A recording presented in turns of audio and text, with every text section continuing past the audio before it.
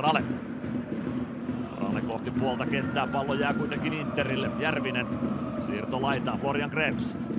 Krebs jatkaa pystyyn, Mamadou Sarr keskustaa, Legbo saako jalkaa vapaaksi? Aika vapaasti pääsee hääräämään, mutta laukoo reippaasti takanurkan ohi sitten lopulta. Siinä kuitenkin ensimmäinen tekopaikka tähän kamppailuun. Faris Krkalic nopeasti pallo peliin.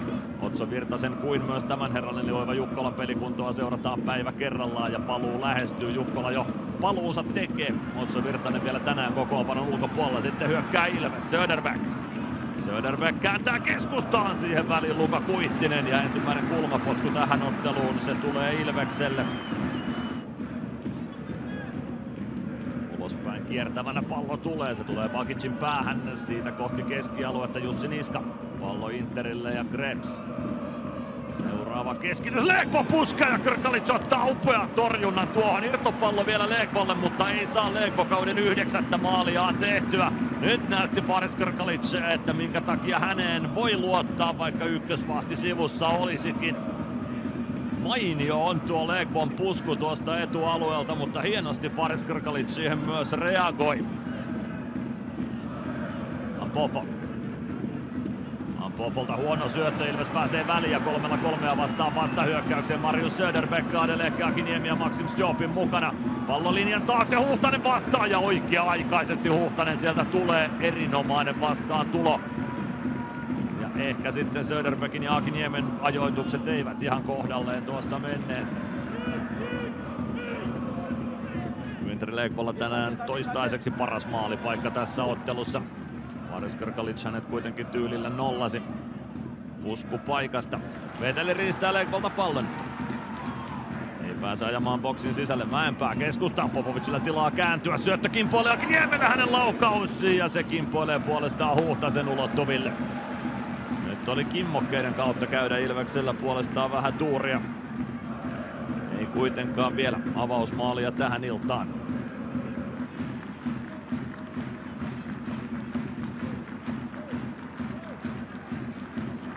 Söderbeck boksin sisällä ja 11 metriin näyttää Mohamed Alemara tuota palloa.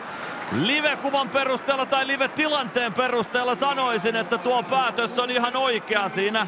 16 rajan tuntumassa tuo kontakti tulee ja se näytti ainakin siltä, että siinä oli ihan selkeä kontakti. Granlund käy kysymässä perusteluita. Söderbeck kääntyy kohti boksia. Pääsee boksin sisälle ja tuon kuvakulman perusteella sanoisin, että se oli niukasti boksin sisäpuolella tuo kontakti. Veteli on valmiina, pilli on Alemaran suussa ja nyt on lupa annettu. Veteli liikkeelle kohti Huhtasta ja sijoittaa pallon alanurkkaan. Ilves johtaa 1-0, 32. minuutti kellossa. Maalin tekijänä on Joona Veteli. Se on Vetelin kauden 7. Veikkausliigamaali.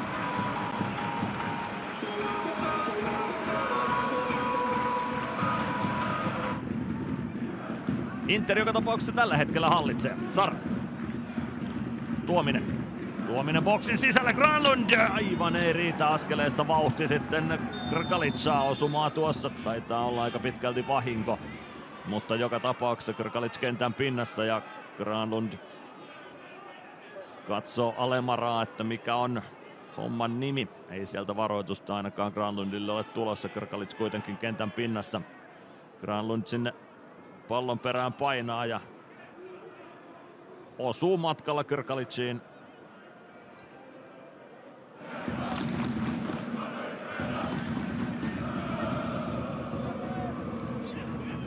Legbo. 4-3 vastaan hetkellisesti. Inter pääsee hyökkäämään. Nyt on tilaa Sarrilla laidalla. Sarr pääsee laukomaan ja Krkalic torjuu pallon päädystä yli. Faris Krkalic on kyllä huippuvireessä tässä ottelussa. 44. minuutti täyteen ja Inter saa kulmapotkun, kolmannen tässä ottelussa. Sarr pääsee ajamaan boksiin ja lataamaan ihan kun se on Ilveksen onni. Krebsin keskitys tulee kohti pilkkua, Kuittinen puskee ja niin puskee Tuominenkin, mutta metrin verran yli Ilveksen maalin. Ei saa Inter pukukoppimaalia tehtyä ainakaan tästä. Florian Krebs. Krebs nosto eteenpäin, pallo kiertää Ilveksen boksiin, Tuominen vastaan Bakis, Tuominen pääsee pelaamaan pallon sinne boksin sisälle, mutta Seth Saarinen ei saa kunnon osumaa tuohon palloon, vai kuka siellä oli, ei se ollut Saarinen. Se on Albin Granlund tietenkin tuolla vasemman laidan puolella boksiin nousseena. Ei saa Inter tasoitusta aikaiseksi, hyvin Tuominen pelaa tuon tilanteen loppuun saakka.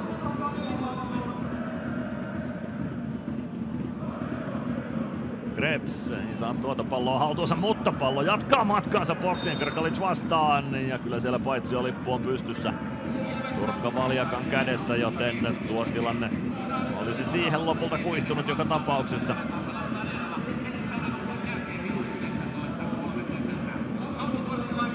Se oli se törmäys Albin Granlundin kanssa ensimmäisen jakson lopulla, joka Krkalicin vaihtoon pakottaa. Osuma siinä tuli Granlundin jalasta Krkalicin kylkeen. Se näytti varsin harmittomalta tilanteelta, enemmän yhteen törmäykseltä kuin siltä, että Granlund olisi siinä rikkonut. Mutta osuma siinä joka tapauksessa tuli sillä tavoin, että Krkalic ei peliä pystynyt tämän pidemmälle jatkamaan. Alema antaa luvan etualueelle, kulma tulee, Tuominen jatkaa ja taitaa tolppaan osua tuo pallo Granlund. Krebs nosto takanurkkaa kohden, siellä on pelaajia, aikamoinen kasa, Viitala saa kädet väliin ja lopulta hänet jyrätään sinne maalin sisälle niin, että Ilves saa tuosta vapaapotkun. Kyllä siinä selkeästi Inter haistoi, että sieltä vähällä pelituntumalla oleva maalivahti maalille tuli, aika isoa porukkaa sinne vitosen boksiin. Interin kontrollissa Essomba. Krebs. Krebsin keskitys, Viitala ei uskalla lähteä vastaan, sitten on Stjoppin sijoittaa pallon omaan maaliin, mutta Viitala ehtii reagoida. Granlund. Ampofo. Ampofo hakee Krebsiä siihen Jukkola väliin, Vetelin. Vetelin siirto laitaan, ei ehdi Stjoppin tähän ja Inter pääsee heitolle.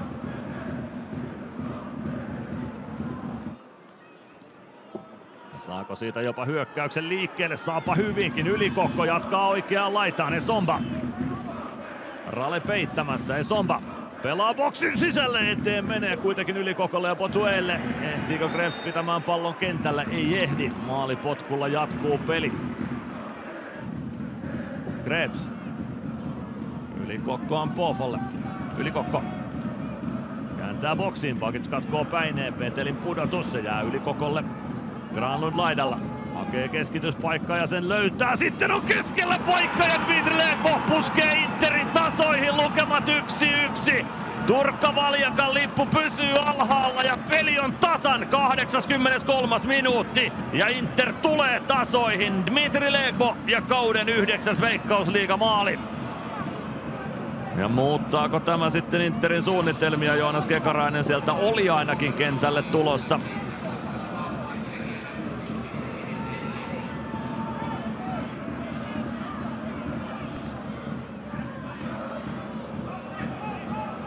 Ja lukemat tasan 1-1 ja Inter hyökkää jo seuraavan kerran. Ylikokon keskitys, Legbo ja siitä 2-1!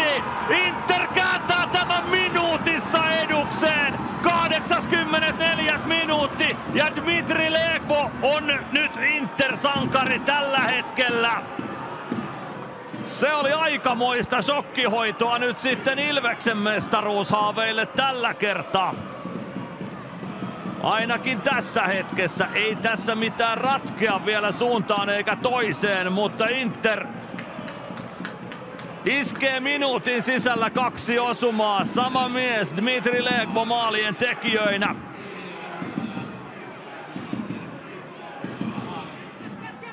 Söderberg ja nyt menee ajatukset Ralen kanssa ristiin ja Inter tulee jo seuraavan kerran. Johannes Ylikokko. Ylikokko pystyyn, siitä Botue, Viitala hyvin vastaan, Essomba keskustaan. Kääntö viereen, Miettunen. Kanga, Popovic. Tiitinen pudottaa, Kanga. Tiitinen pääsee jo vetoetäisyyksillä, Pasurin kuti lähtee, Huhtanen venyttää ja Inter selviää. Pallo jäi siihen maalin eteen, mutta Inter puolustus ehti sen siivoamaan ensin. Otto Tiitiseltä kuitenkin kelpo vasemman jalan laukaus. Yhteen rynnistykseen tässä Ilveksellä kenties vielä aikaa on. Miettunen tuo pallon puoleen kenttään, sitten alkaa punapaitoja olla vastassa. Popovic jatkoi eteenpäin Ylikokon päähän. Sen jälkeen Kanga vastaa Hämäläinen. Hämäläinen pääsee pallolle. Ja nyt on sitten matsi pelattu ja Inter tuulettaa. 2-1 voitto Interille. Hyvä toinen jakso turkulaisilta ja tuo Dimitri Legbon salama minuutti, se tuo voiton turkulaisjoukkueelle ja kapteeni Albin Granlund käy Inter-junioreita siellä tervehtimässä ja tuulettamassa heidän kanssaan. Inter ilmoittautuu tiukasti mukaan Veikkausliigan mestaruustaistoon. Ilveksellä on puolestaan kysymysmerkkejä ratkottavana. 4. voitoton ottelu putkeen. Tamperelaiset eivät ole samanlainen voittokone kuin vuosi sitten mestaruussarjassa. Siitä huolimatta Ilves on myös Veikkausliigan mestaruustaistossa mukana. Ja sitä on myös Kuopion Palloseura, on HJK, on SJK, joten kyllä tästä hurja jalkapallosyksy Veikkausliigan osalta on kehkeytymässä.